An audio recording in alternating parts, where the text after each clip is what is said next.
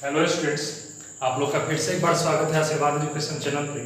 जैसा कि आपको पता है कि अभी हम क्लास 10 के पॉलिनोमियल्स चैप्टर को सॉल्व कर रहे हैं और इसके पार्ट 3 तक का वीडियो अभी तक आपको अवेलेबल हो चुका है, ठीक है। और आशा करते हैं स्टूडेंट्स कि आप उन सभी वीडियोस को अच्छी तरह से देख चुके होंगे और उससे रिलेटेड जितने भी टर्म्स है उसको अच्छी तरह से समझ चुके होंगे, ठीक है। जिन स्टूडेंट्स ने भी किसी वीडियो को मिस किया है या पहले के वीडियो को नहीं देखा है वो कृपया करके पार्ट 1, पार्ट 2 और पार्ट 3 के वीडियो क्रम से अपना देख लें और उसके बाद ही पार्ट 4 के वीडियो पर आएँ ताकि आपको सभी चीज़ें काफ़ी आसानी से समझ में आ जाए। इन तीनों वीडियो का लिंक आपको डिस्क्रिप्शन बॉक्स में मिल जाएगा, आप चाहे तो वहाँ से भी देख सकते हैं, ठीक है स्टूडेंट्स। बिना देर किए आज हम स्टार्ट करते हैं अपने क्लास को। जैसा कि कल के वीडियो में पिछले वीडियो में हमने पॉलिनोमियल्स में क्वाड्रेटिक पॉलिनोमियल्स को सॉल्व करने का कुछ तरीका देखा था, ठीक है। आज हम उसी को आगे बढ़ाते हैं, ठीक है। पिछला में हम 2 टाइप्स के क्वेश्चन को हम सॉल्व करने के लिए देखे थे, आज हम अलग टाइप्स पे आते हैं। जैसा कि हम एक एग्जांपल लेते हैं स्टूडेंट्स, x² - x - 12, ठीक है स्टूडेंट्स। x² - x - 12 और इसको आपको सॉल्व करना है, ठीक है। आप किस तरह से सॉल्व कीजिएगा आपको पता है कि सबसे पहले हम किस चीज को देखते हैं, तो इसके कांस्टेंट टर्म को देखते हैं कि कांस्टेंट टर्म इसका कौन सा है। तो कांस्टेंट टर्म कौन सा स्टूडेंट है इसका 12। तो 12 आप समझ रहे हैं, तो सबसे पहले क्या करते हैं इसमें इससे गुना करते हैं, तो यहाँ कोएफिशिएंट कुछ नहीं है तो 12 में 1 से मल्टीप्लाई करेंगे तो कितना रह जाएगा स्टूडेंट 12 भी रह जाएगा, ठीक है। तो 12 को जब हम फैक्टराइज किए तो कितना हो जाएगा 2 से 6 टाइम और 2 3 जा 6, इतना ही हो सकता है, ठीक है। आपको करना क्या रहता था कि बीच वाले टर्म को ऐसा स्प्लिट करना रहता था, तोड़ना रहता था कि जोड़ने या घटाने पर इतना आ जाए, लेकिन उसको मल्टीप्लाई करने पर इन दोनों के प्रोडक्ट के बराबर यानी कितना आ जाए 12, ठीक है स्टूडेंट्स। तो आप देखिएगा 2 दूना 4 में से 3 अगर घटा दे तो x आ जाएगा यानी 1 आ जाएगा। तो 1 नहीं लिखा जाता है, सिर्फ x लिखा जाता है, तो यहाँ पे 1 आ सकता है, ठीक है। और 4 में 3 से गुना कर दे तो 12 आ सकता है। लेकिन अब जो गौर करना है हमको 2 सिंबल पे गौर करना है। यहाँ कौन सा स्टूडेंट सिंबल है माइनस।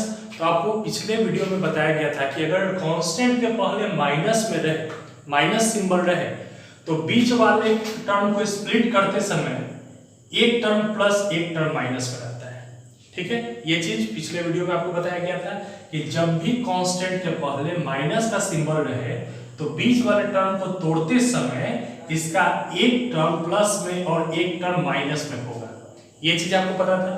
अगर इसमें हम लोग आगे बढ़ते हैं स्टूडेंट, तो यहाँ माइनस का सिंबल है, तो माइनस का सिंबल यहाँ रहने का मतलब क्या है कि जो बीच वाले टर्म हम लिखेंगे, ठीक है, उसमें जो बड़ा होगा वो माइनस में होगा और जो छोटा होगा वो प्लस में होगा। जैसे 4 और 3 है, अगर 4 - 3 करते तो आंसर प्लस में 1 आता, लेकिन यहाँ है कितना माइनस में 1 है। इसका मतलब क्या है कि हम -4 + 3 कर सकते हैं, तब आंसर कितना आएगा -1 आएगा स्टूडेंट, बात समझ रहे हैं, ठीक है।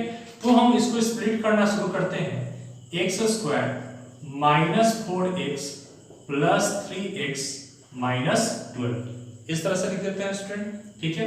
अब क्या करना रहता था आपको पता है कि 2 टर्म को सिर्फ देखना है, सिर्फ 2 टर्म को देखना है। यहाँ x² है, इसका मतलब क्या है x × x, और यहाँ -4x है तो -4 × x। कॉमन क्या है स्टूडेंट x कॉमन आ गया, ठीक है। x कॉमन आ गया तो हम x कॉमन ले लेते हैं, ब्रैकेट में पहले कितना बच गया x, फिर कितना बच गया -4, इन दोनों में चलते हैं स्टूडेंट, तो 3x यानी 3 × x, और 12 को लिख सकते हैं -3 × 4, 3 4 जा 12। यहाँ कॉमन कितना है स्टूडेंट सिर्फ 3, क्योंकि माइनस इसमें नहीं है इसलिए माइनस कॉमन नहीं है, तो 3 को सिर्फ हम बाहर ले लेते हैं प्लस में, अंदर कितना बच गया x, फिर माइनस बच गया 4 यानी -4। हम ये बताया था स्टूडेंट कि जो ब्रैकेट का सिंबल है वो भी इक्वल बचना चाहिए, ठीक है। तो हम इसको लिख लेते हैं x + 3 और x - 4। जब इसको सॉल्व करने के लिए हम लोग चलेंगे तो मान लेते हैं कि लेट x + 3 = 0, तो x = +3 इधर आके -3 x minus 4 is equal to 0, तो x इज इक्वल टू 4। तो x का जो 0 है शून्यक है वो कितना हो जाएगा 3 और -3 और 4।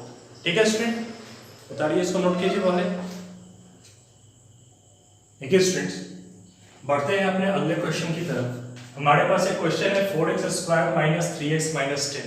ठीक है, इसका 0 हमें फाइंड करना है, इसका शून्यक हमें फाइंड करना है। ठीक है, तो सबसे पहला स्टेप हम लोग क्या करते हैं स्टूडेंट, सबसे फर्स्ट स्टेप होता है इन दोनों को मल्टीप्लाई करना। ठीक है, तो 4 × 10 करते हैं, कितना हो जाता है स्टूडेंट 40।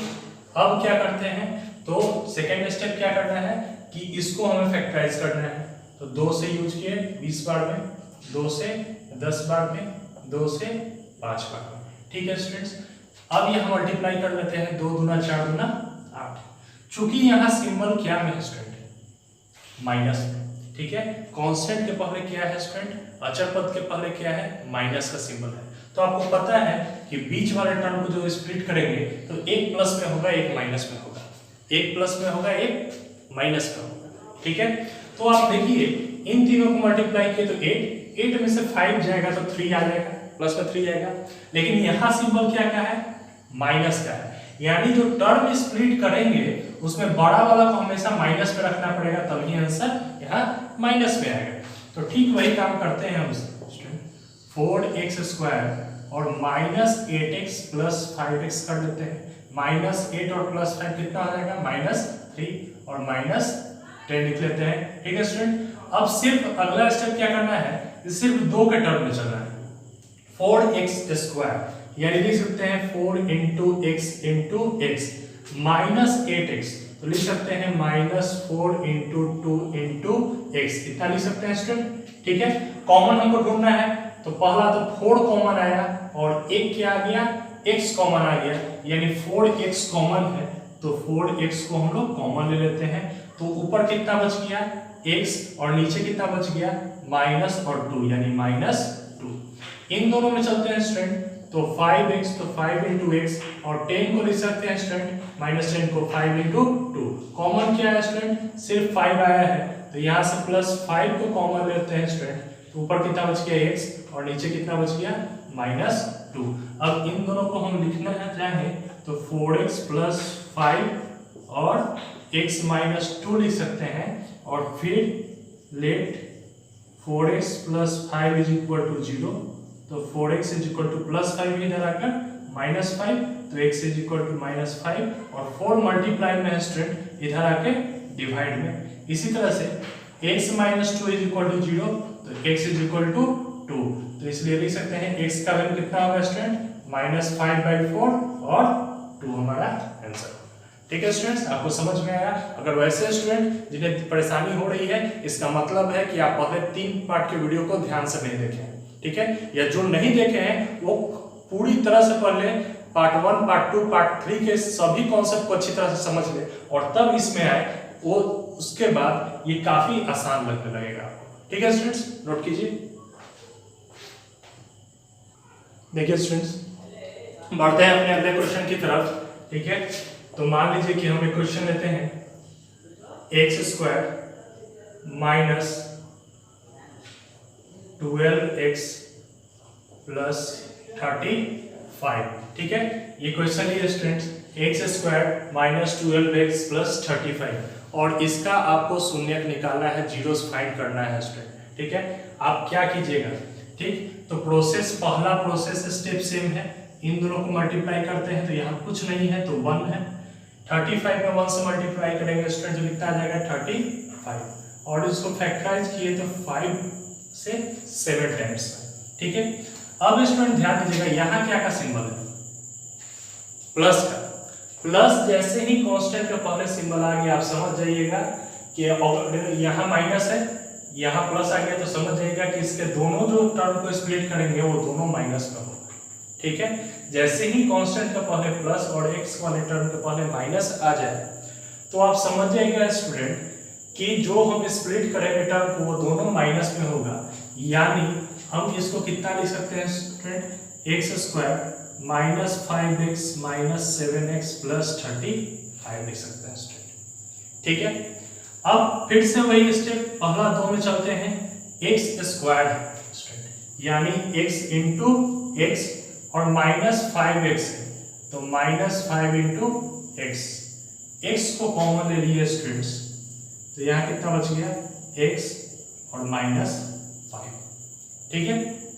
इसमें चलते हैं स्टूडेंट, तो -7x है तो -7 इंटू एक्स और 35 है तो 7 इंटू 5, कॉमन क्या है स्टूडेंट, सिर्फ 7 कॉमन है, तो प्लस में पहले 7 कॉमन लेते हैं, शुरू में कितना बच जा रहा है स्टूडेंट, ठीक है, शुरू में कितना बच जा रहा है स्टूडेंट, तो -x बच जा रहा है, लेकिन यहाँ देखते हैं x क्या है, प्लस में, तो इस केस में हम क्या करते हैं स्टूडेंट, जब भी ऐसा है तो माइनस को हम लोग कॉमन लेते हैं, माइनस को कॉमन लेने से क्या हो जाता है कि जो वैल्यू यहाँ माइनस में आ रहा था वो हम प्लस में लिख सकते हैं, और जो वैल्यू प्लस में आ रहा था उसको हम क्या में लिख लेते हैं, माइनस में, क्योंकि ब्रैकेट में हमें सेम अंक सिंबल के साथ, सेम सिंबल के साथ बचने चाहिए, ठीक है।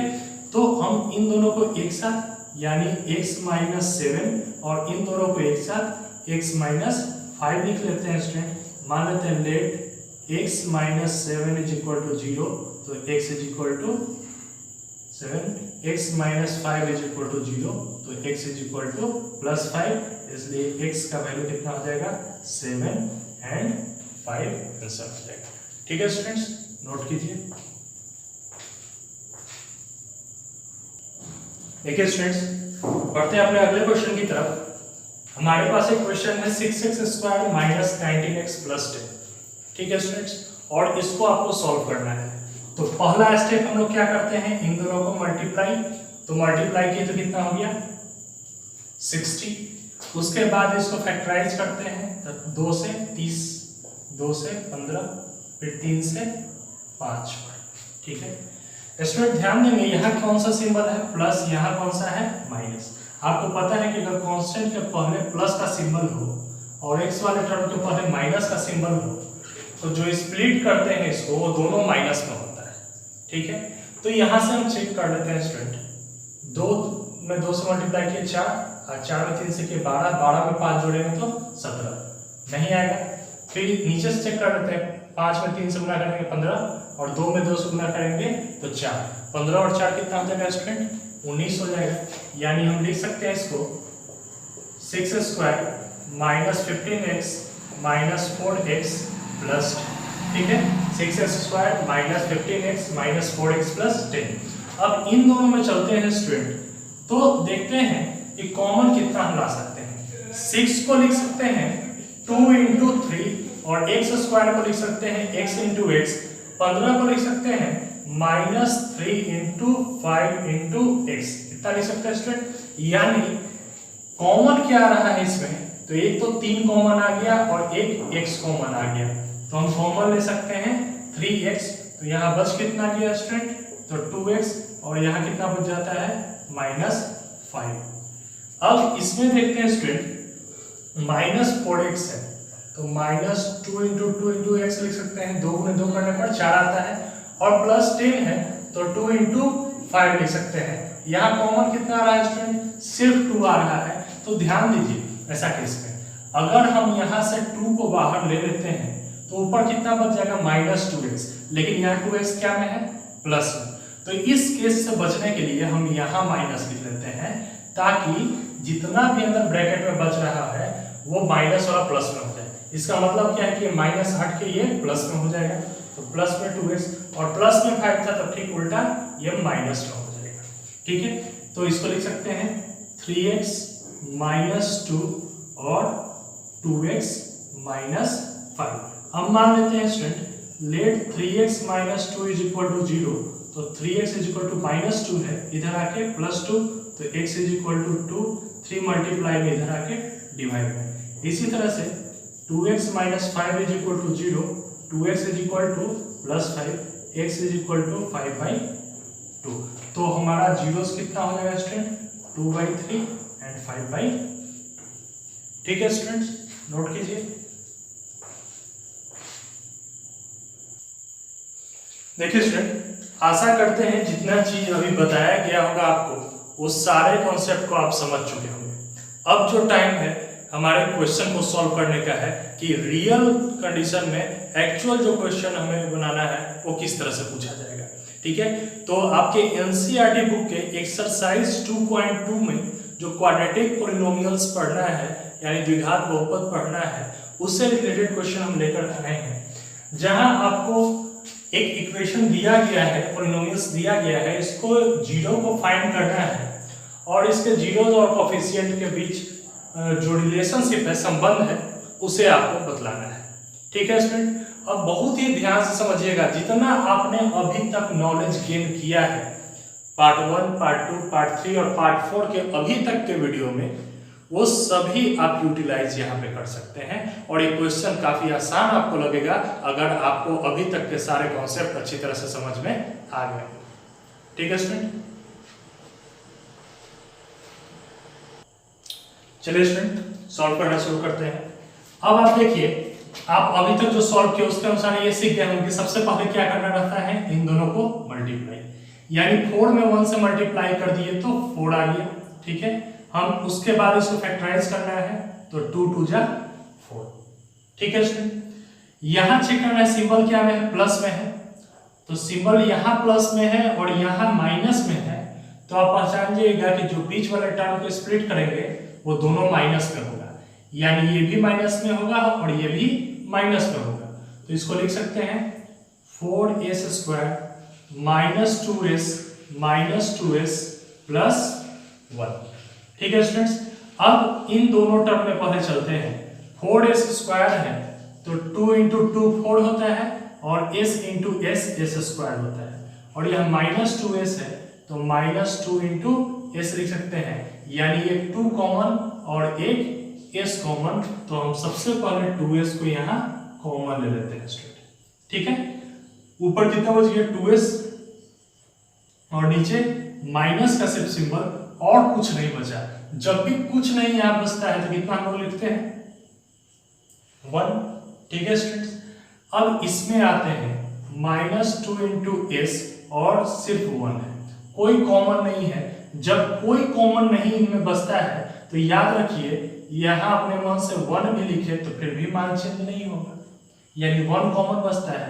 लेकिन अगर हम यहाँ पे +1 लिख देते हैं तो अंदर ब्रैकेट में कितना बचता है -2s, जो कि इसके बराबर नहीं बचता है, यहाँ +2s है।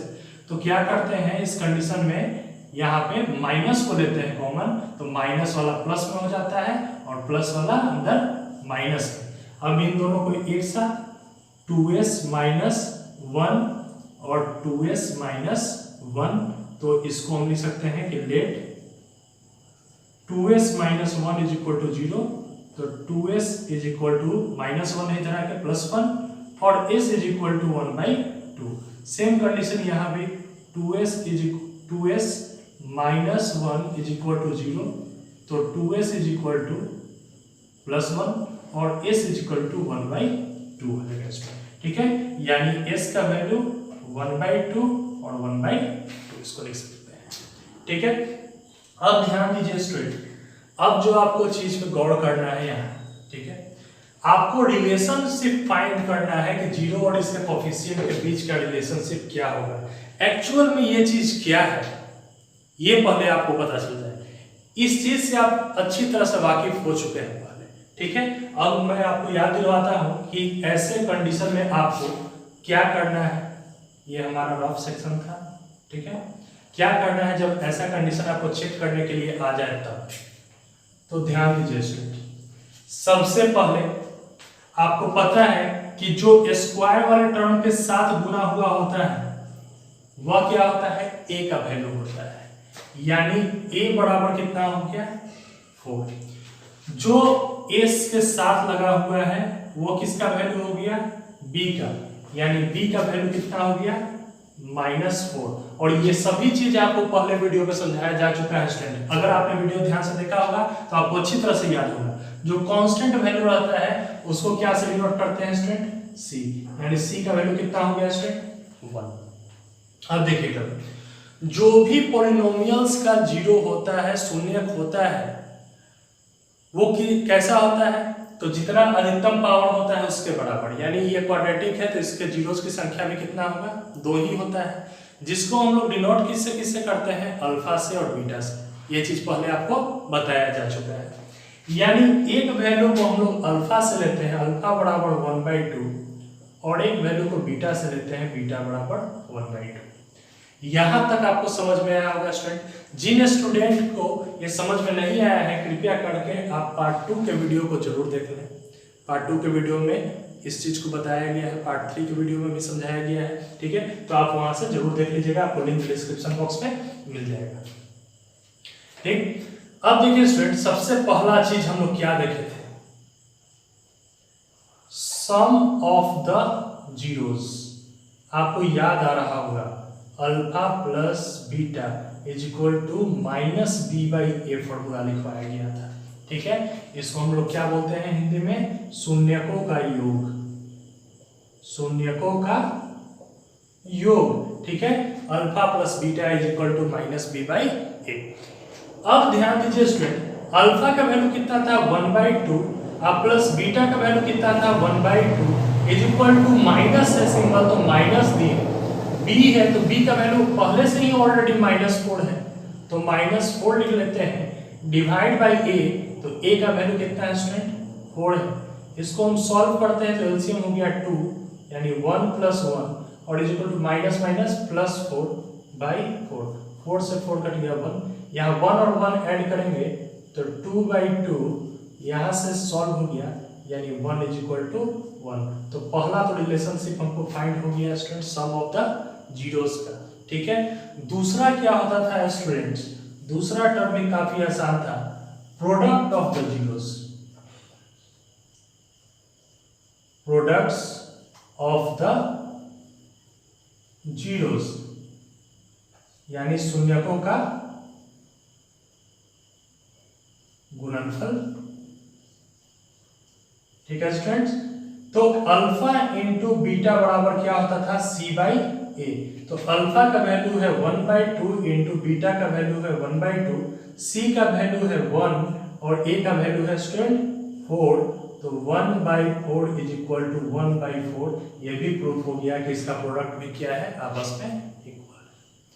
आपको चीजें समझ में आ गई होगी स्टूडेंट अच्छी तरह से, ठीक है। कृपया नोट कीजिए इसे। देखिए स्टूडेंट्स, बढ़ते हैं अपने अगले क्वेश्चन की तरफ।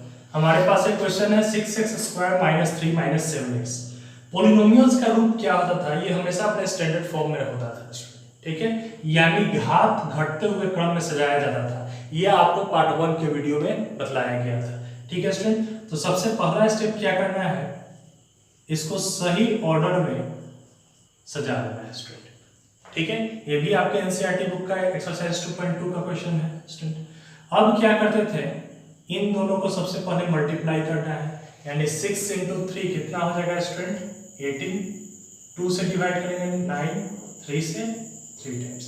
अब गौर कीजिए स्टूडेंट, जब यहाँ माइनस हो, ठीक है, कांस्टेंट के पहले माइनस हो, तो आप समझ जाइएगा कि बीच वाले टर्म में एक प्लस में और एक माइनस में होगा, और जब यहाँ भी माइनस हो तो समझ जाइएगा कि जो स्प्लिट कर रहे हैं उसमें बड़ा वाला माइनस में होगा और छोटा वाला प्लस में होगा।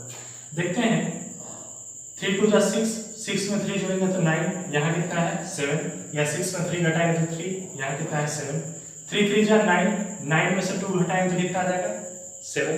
लेकिन यहाँ -7 है, यानी -9 और +2 करना पड़ेगा, तभी ना वैल्यू कितना आएगा -7, ठीक है। तो यहाँ क्वेश्चन में चलते हैं स्टूडेंट, 6x² - 9x + 2x - 3, इस तरह से लिख सकते हैं स्टूडेंट, ठीक है। अब देखिएगा यहाँ कितना है 6x², तो 6x² को लिख सकते हैं 2 × 3, 6 × x × x, और यहाँ -9x है, यानी -3 × 3, 3 में 3 से गुना करेंगे तो 9 × x। कॉमन क्या है स्टूडेंट 3x, तो 3x को हम लोग लिख लेते हैं, ऊपर कितना बच गया 2x, नीचे -3, इसको लिख लिया स्टूडेंट। इन दोनों में चलेंगे स्टूडेंट, तो 2 × x और -3, कोई भी कॉमन नहीं है, तो यहाँ भी 1 लिख सकते हैं, यहाँ भी 1 लिख सकते हैं, इससे वैल्यू में कोई डिफरेंस नहीं आता है। तो कितना आया कॉमन 1, तो यहाँ से हम +1 को कॉमन लेते हैं तो कितना बच जाएगा 2x माइनस 3। आप चीजें समझ रहे हो स्टूडेंट, ठीक है। अब बाहर वाले को एक साथ 3x + 1 और इस दोनों को एक साथ 2x माइनस 3, तो मान लेते हैं लेट 3x + 1 = 0, तो 3x = +1 इधर आकर -1 और x = -1/3। इसी तरह से स्टूडेंट 2x माइनस 3 = 0, तो 2x = +3, -3 था इधर आके +3 और x = 3/2, यानी x का जो जीरोस है इस पॉलिनोमियल्स का वो -1/3 और 3/2 के बराबर है। अब इसका रिलेशनशिप हमें चेक करना है, ठीक है। तो सबसे पहले हम क्या निकालते हैं, ए बी सी का वैल्यू लिख लेते हैं कि ए का मान कितना होगा, बी का मान कितना होगा और सी का मान कितना होगा। आपको पता है जो x² के साथ लगा हुआ है वो a का वैल्यू होगा, जो x के साथ लगा हुआ है वो b का वैल्यू होगा और जो कांस्टेंट है वो c का वैल्यू होगा, ठीक है। आपको पता है कि दोनों शून्य को हम लोग अल्फा और बीटा से डिनोट करते हैं, यानी 0 को अल्फा और बीटा से। तो पहला 0 था, अल्फा का वैल्यू -1/3 और बीटा का वैल्यू 3/2, ठीक है स्टूडेंट, ठीक है स्टूडेंट। तो सबसे पहले हमें क्या फाइंड करना है, सम ऑफ द जीरोस, यानी शून्यकों का योग, जिसको हम लोग अल्फा प्लस बीटा से डिनोट करते हैं, इक्वल टू क्या होता है फॉर्मूला -b/a। तो अल्फा का वैल्यू -1/3 और बीटा का वैल्यू 3/2, ठीक है स्टूडेंट, ठीक है student. -1/3 and +3/2 is equal to -b, तो माइनस का सिंबल है, माइनस देते हैं और b का वैल्यू पहले से -7 है तो b के वैल्यू को लिखते हैं, डिवाइड में a का वैल्यू कितना है 6, इन दोनों का एलसीएम लेते हैं स्टूडेंट, तो 3 2 जा 6, 3 के टेबल में 6 दो बार में कटता है तो 2 में 1 से मल्टीप्लाई करेंगे तो -2 और 2 के टेबल में 6 3 बार में कटता है तो 3 3 जा 9, माइनस माइनस प्लस 7/6, 9 में से 2 जाएगा तो 7/6 इज इक्वल टू 7/6, ये हमारा आंसर हो जाएगा स्टूडेंट। पहला वेरीफाई हो गया। अब हमें दूसरा क्या चेक करना है स्टूडेंट इसका, ठीक है। दूसरा चेक करते हैं product of the zeros, product of the zeros यानी शून्यकों का गुणनफल,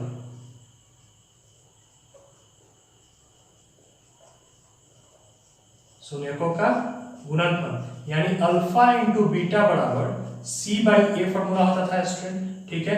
आपको पता है कि अल्फा का वैल्यू -1/3 इंटू बीटा का वैल्यू 3/2 है, c का वैल्यू -3 है और a का 6 है, यानी -3/6, 3 से 3 कैंसिल तो -1/2 और 3 से 3 1 जा 3 है, 3 2 जा 6 यानी -1/2, तो इसका वैल्यू भी आपस में बराबर हो गया, यानी हमारा शून्य जो है जीरो क्या है वो सही है, ठीक है। आशा करते हैं स्टूडेंट जितना भी क्वेश्चन आज बताया गया वो आप अच्छी तरह से समझ चुके होंगे। आप इसको प्रैक्टिस कर लीजिएगा, इससे रिलेटेड इस टाइप के 1-2 क्वेश्चन और हम अगले वीडियो में सॉल्व करेंगे और तब हम अपने अगले टाइप के क्वेश्चन की ओर आगे बढ़ेंगे, ठीक है। तो इस वीडियो को ज्यादा से ज्यादा दोस्तों तक शेयर कीजिए स्टूडेंट्स, ठीक है, लाइक कीजिए और अगर चैनल पर नए हैं तो सब्सक्राइब करना नहीं भूलिए स्टूडेंट, ठीक है। धन्यवाद।